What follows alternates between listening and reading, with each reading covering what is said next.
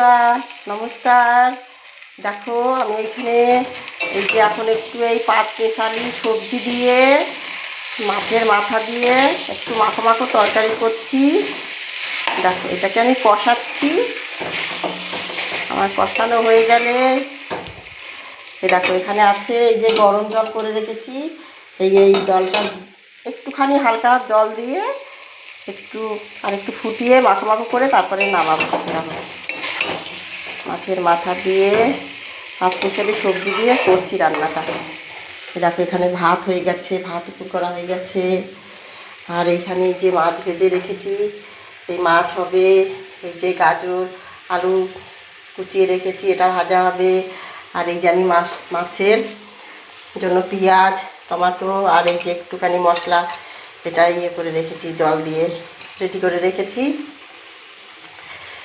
এটা দিয়ে মাছটা হবে, ভাজাটা হবে। আর এই যে চচ্চড়িটা দেখো তোমাদের, মানে আমার খুব প্রিয় এই চচ্চড়িটা। তোমরা এরকম করে খেয়ে দেখো, ভালোই হয়।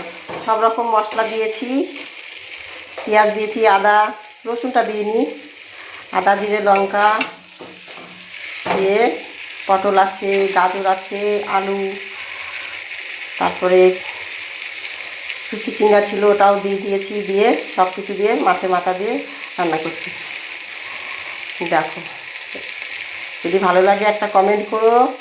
আর এই যে রান্না বান্না চলছে। ঠিক আছে, দেখা যাক অন্য ভিডিওয়ে। টাটা, ভালো থেকো।